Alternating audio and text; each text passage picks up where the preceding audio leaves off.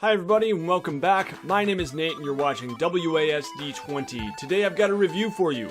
This is the Adventures in Middle-earth Player's Guide. Everything a player needs to create role-playing characters for the world's greatest fantasy setting.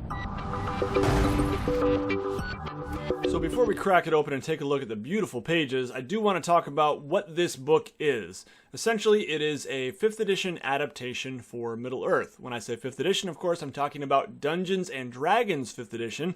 And so yes, this is not a complete rule system in itself.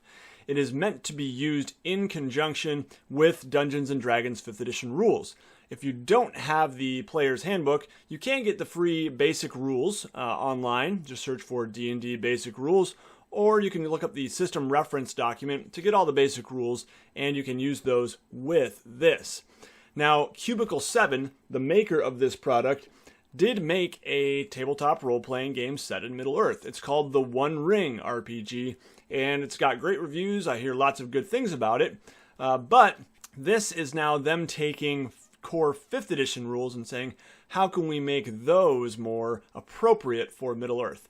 This book does the hard work that would take. It would take a lot of tweaking to do that on your own, but this book does provide new classes, new cultures instead of races, backgrounds, feats, all these things that make sense for creating characters in Middle-earth, and it also adds some new rules to give the game a more Middle-earth flavor.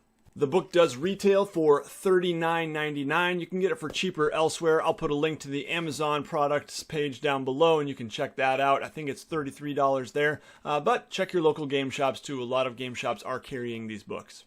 Without further ado, let's crack this thing open and take a closer look. Alright, here it is. Now before we get too far in this review, I should just say a quick word of thanks to my patrons who selected this book out of a lineup of products that I've been meaning to review to give this one priority, so I want to thank them for that because I was really looking forward to reading it and finally got to it. So here we go. First off, beautiful cover. We've got Gandalf the Grey, and I assume that is the great dragon Smaug, or Smog as I prefer to say it, even though I think that's now wrong. And the back cover here just has some of the basic info. Mine's pretty grungy because I've been taking this book with me everywhere I go, and it's just got food and stuff on it. So there's a beautiful map of Wilderland here in the book, and this is the setting of the game, the intended setting. You can obviously go in other parts of Middle-earth too, but this is smack dab in the middle of Middle-earth. You've got Mirkwood, you've got the Misty Mountains there, and that way to the Shire, that way to Mordor, and yeah, just a really nice map. I really like the border especially. It's gorgeous. And then we've got some nice art here. Overall, the art in the book is very high quality. I would say 95% of it is excellent. On the credits page here, we have this little blurb about the Open Gaming License, which is from Wizards of the Coast and is what allows independent publishers or other publishers to publish books that use the 5th edition content and rules. I actually picked up a copy of the One Ring RPG on the shelf and found that it was incredibly similar in terms of the layout, the borders, all the art and the assets were able to be reused, which I'm sure made producing these a lot easier. And overall, the One Ring does seem really cool, but for someone like me, I'm not really interested in learning a new system. This is a great product for someone like me, because I'm already really familiar with 5th edition. It is my preferred game, and now I can run it in Middle-earth with ease. The table of contents here, it's nice that they have a little description of each section there. This is all the basic stuff you need to create characters up to equipment, and then Journeys starts some basically new rules for the game that add some things. Got a nice foreword here, beautiful art. And then the setting, Wilderland. The book is set in 2946 of the Third Age. Basically, this is between The Hobbit and The Lord of the Rings is the timeline. Again, you can go outside of that timeline if you want to, but that's what the setting is intended to be. You've also got some wonderful flavor text starting each section. Basically, they're in the form of letters. So this is a letter from Balin, son of Fundin, to Bilbo Baggins. Oh man, great battle art there.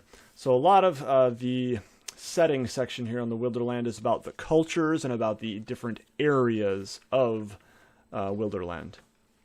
I'm going to skip through this pretty quickly here.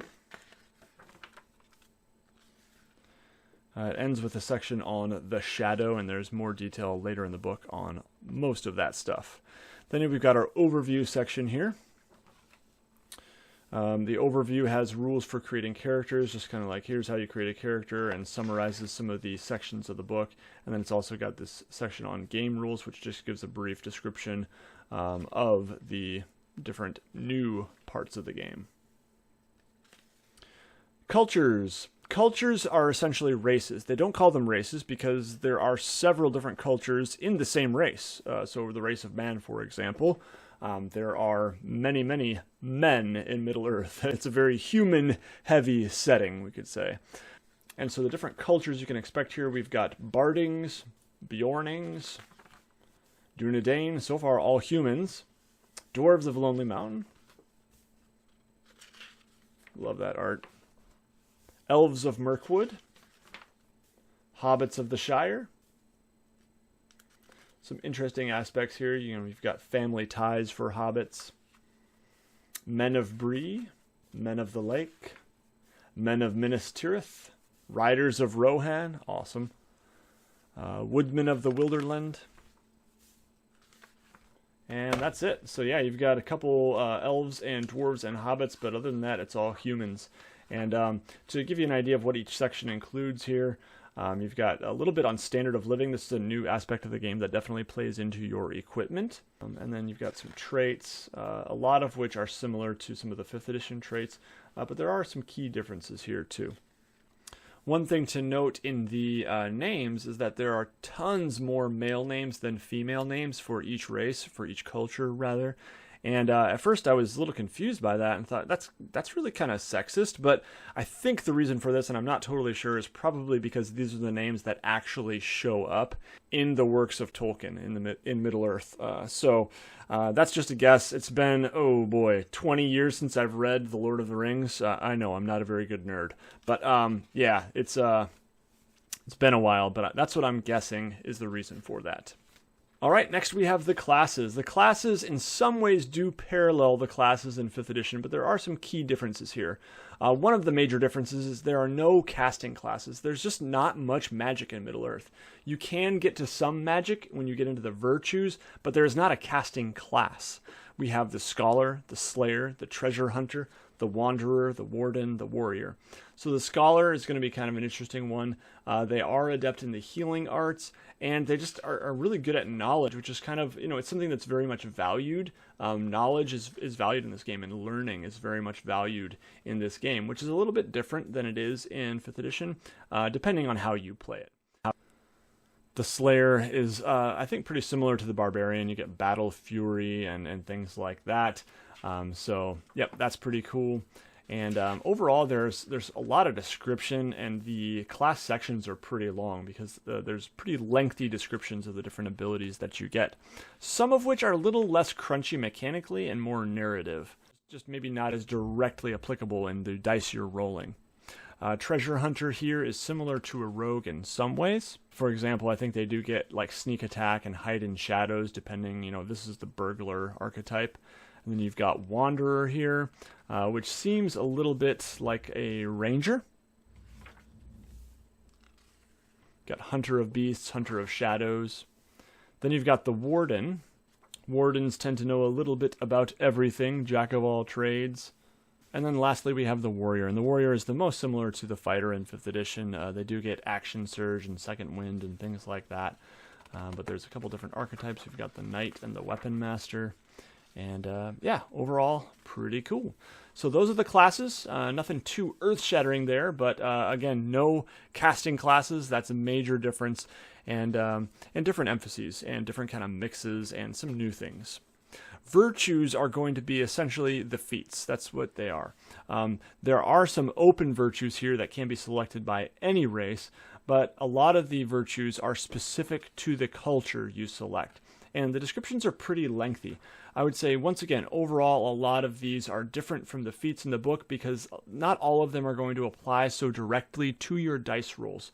There are many that are a little more narrative, lengthier descriptions. which is not to say there aren't some that are directly combat related. You know, you've got some that will just, like fair shot here, you gain a +1 bonus to attack rolls made with simple ranged weapons.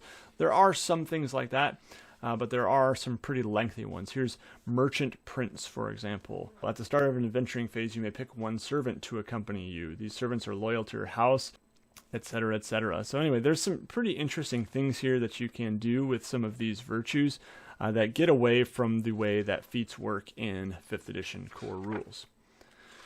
All right, let's keep going here. On to the backgrounds. Backgrounds are made more Middle-earth appropriate. And overall, I would say they're less career-focused. Not all of them were very career-focused, like this is what I used to do for a living in 5th edition, but a lot of them were, and very few of these are. A lot of them are a little bit more related to your temperament or the spirit of your character. We've got Loyal Servant, Doomed to Die, Driven from Home, Emissary of Your People, Fallen Scion, Scion? I don't know. The Harrowed, Hunted by the Shadow, Lure of the Road, sounds like a cool one, The Magician, so a little bit of magic there, Oathsworn, Reluctant Adventurer, Seeker of the Lost, and World Weary. And I think that's it. I mentioned that I'm a big fan of about 95% of the art here. There's just a couple pieces that are like, I don't know if I like that. This is one of them. It's like, I don't think the artist finished his job there. And then this one too, I don't know, it just looks kind of, doesn't seem to fit with the rest of the art. Anyway, overall it's pretty good. All right. Equipment is next. Let's take a look at the equipment. The equipment is nothing earth-shattering either. Pretty similar to the 5th edition equipment, toned down a little bit and maybe just made more Middle-earth appropriate. These are only things that would be found in Middle-earth.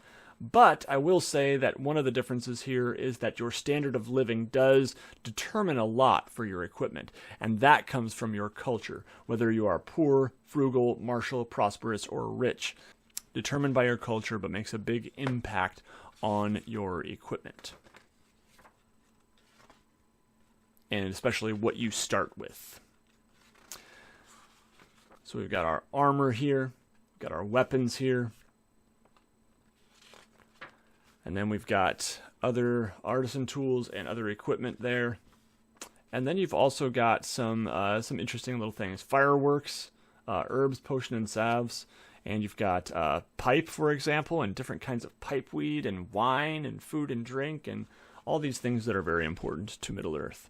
And then you've got cultural heirlooms, and these are really cool. They're very valuable items that would probably be given to characters in rare circumstances as a reward, as a, after a particularly significant quest. Perhaps they would be given as gifts as well. Anyway, some really cool equipment there. All right, that brings us next to journeys. This is where we start to get into some of the actual new rule stuff. We're getting away now from the stuff needed to create characters. Journeys are essentially if your character wants to go from point A to point B. This is a way for a dungeon master to determine how perilous that will be and what sorts of outcomes might come from that. It's something that you can kind of fast forward in the game. You can fast forward travel if you want to. But there are going to be some consequences. There are going to be some outcomes from that sort of travel. And there is a sense of peril. It could be dangerous, and it could have some negative consequences, depending on some of your abilities and depending on how you roll on some of these tables. This is the embarkation phase. This is how you start your journey. Then you've got your journey events table. And on these, you'd be rolling a d12 and adding certain modifiers. And certain things would be determined by the level of peril that you have here. Is it easy, moderate, hard, severe, daunting, or impassable? And what sorts of lands are you traveling through? Who controls that land? How present is the shadow in those lands? Things like that. So these are some things that could happen on your journey. Some pretty lengthy descriptions in each of these. And some examples of how a dungeon master might make this play out. And then you've got the arrival table. How do you arrive? Are you completely worn out and hungry, or are you inspired and filled with hope, or have great tales of the deeds you have done, etc. Here's a little word on tracking time and terrain difficulty, and this map, which is, once again, also on the back cover, which is handy. So overall, that's a really cool thing that you can add to your game, even if you're not running games in Middle-earth per se. That is a cool thing that I think I will add to games in no matter what setting I'm playing in, to some extent. Here's a section on the shadow. This is an important part of the game here. The idea is that in Middle-earth, your characters are heroes. They are to act in heroic ways. They are to be against the shadow. Now, of course, you can always homebrew that and change that, but the idea is that if you are going to be doing misdeeds, you will be opening yourself up to corruption. You can open yourself up to corruption from anguish, from blighted places, and from misdeeds, as well as tainted treasure. So there are some serious ways you can gain corruption. And then you've got the consequences here, the ways that they degenerate, and yeah, it can get pretty bad. It can end essentially in players being driven mad and going completely mad, and at that point, they could succumb to the shadow completely, and the player character would cease to be a player character. They would become probably an NPC controlled by the DM, and that player would have to roll up a new character. So that is interesting. So murder hobos beware. This may not be your game unless, hey, it could be kind of interesting to see how you go mad. It could definitely be interesting. But this is a game that is going to assume that players are wanting to probably avoid the shadow as much as they can and avoid being corrupted, because the consequences are pretty negative. I think that's kind of a cool thing that that changes the kind of, I don't know, gray areas of 5th edition and kind of the kitchen sink feel of like, hey, you can do whatever you want, and gives it a very specific Middle-earth feel. Audiences are another one of those things. Audiences, this section is pretty brief, but it basically determines how you are going to be received in the different places you travel. There's this table here for your culture and for the culture that is receiving you, their attitude for you. The starting attitude and the different ways those attitudes can change when you are seeking an audience and you are basically trying to ask favors or be received, ask for shelter from a different culture when you're traveling around Middle-earth.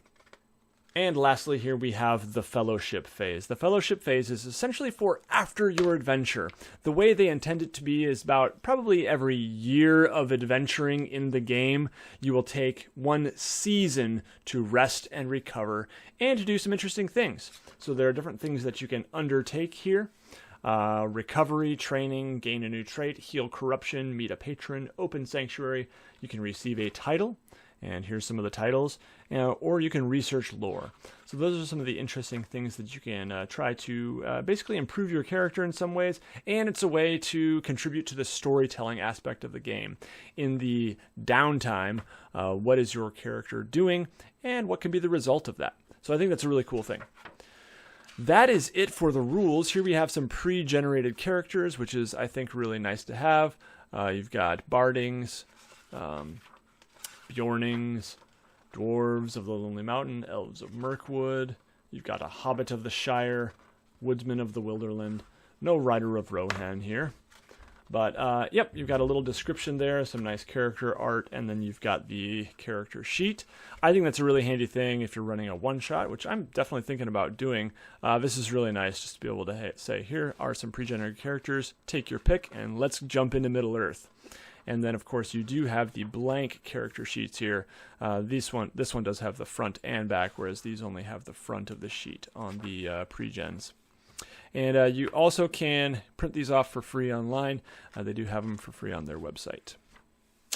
And the index. And I think that's about it here. Oh, you've got some rule summaries, I guess. I didn't see that. So that is nice.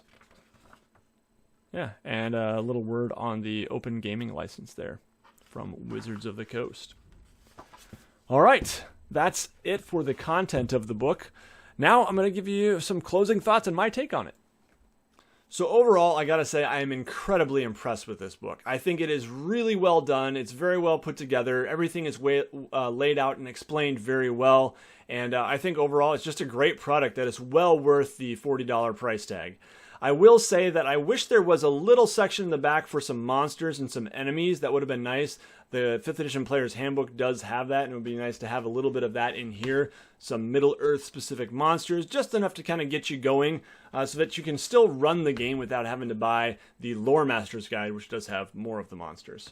I think that, you know, you can make do with some of the 5th edition core monsters. You can just pull out Orc and Goblin and Troll and Giant Spider and these things, and it would probably work just fine. In fact, maybe there's no difference. I haven't really looked very carefully. Anyway, that's just one little nitpick, and overall, I gotta say, it's a really nice product that I think has set a high bar for products using the Open Gaming license. If other people are thinking about using the Open Gaming license to publish their own products with the 5th edition rule set, look no further for an example of how to do that than the Adventures in Middle-earth Player's Guide.